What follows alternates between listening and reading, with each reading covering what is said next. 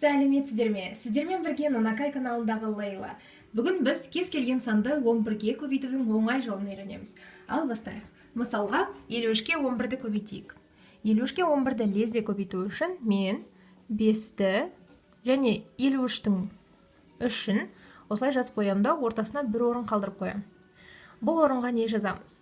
Мына 53-тің өзін жазамыз. Яғни 50 қосу 3-ті жазып алайық. 53 қой негізі.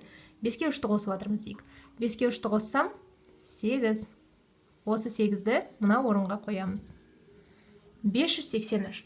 Калькулятормен тексеріп көріңіздер. 53-ке 11-ді көбейтсем 583 пе? Ал келесісі 32-ге 11-ді көбейтейік. 32-ге 11-ді көбейткен кезде 30 бір орын қалдырып кетем. 2 деп 2-сін жазып қоямын. Бұл орынға қайтадан нені жазамын? Мына 32 деген санның цифрларын қосып жазып қоям. 3-ке 2-ні қоссам 5. Яғни бұл 5-ті мен мына жерге жазамын. 5. 352.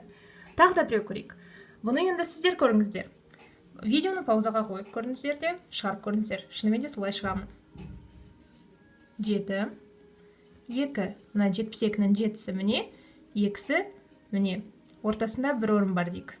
Бұл орынға мына 72-дің цифрларын бір-біріне қосамын. Сонда 9. 792. Ал енді 11-ге көбейтетін санның цифрларының қосындысы 10 немесе одан көп болса не істейміз? Әрине, тағы да осылай жасайық. 8 дейік, ортасына бір орын қалдырып кетеміз, 3 дейік. Бірақ ортасына біз 11-ді жаза алмаймыз. Ол қалай болады? 8-ге 3-ті қоссам 11. Мына бірлікті түсіремін мұнда.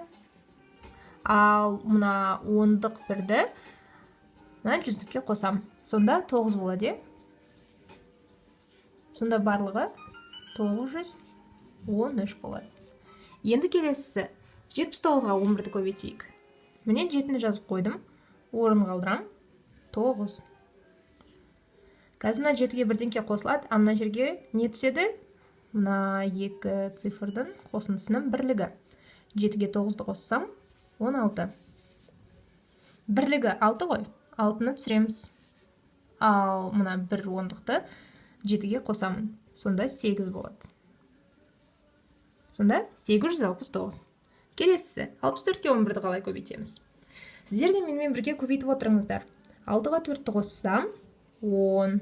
Мына жерге 64 деп жазбайық, 4-ін жазып қояйық. 10-дықтың бірлігі түседі.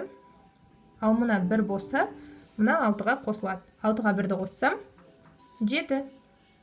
704. Тағы да мысалдар қарастырып көрейік. 55-ке 11-ді көбейтейік. 5-ке 5-ті қоссам 10. Енді 55-тің 5-ін жазып қоям.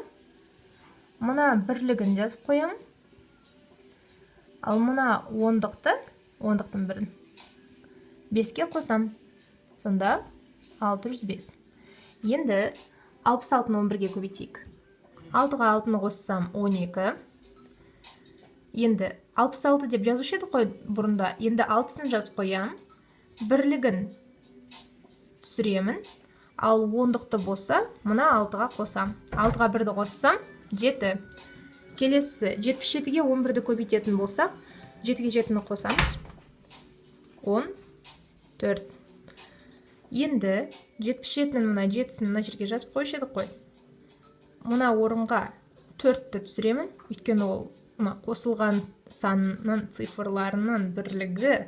Ал мына 1 болса, 7-ге қосылып кетеді. Сонда 847. Осылайша барлығы бітеді.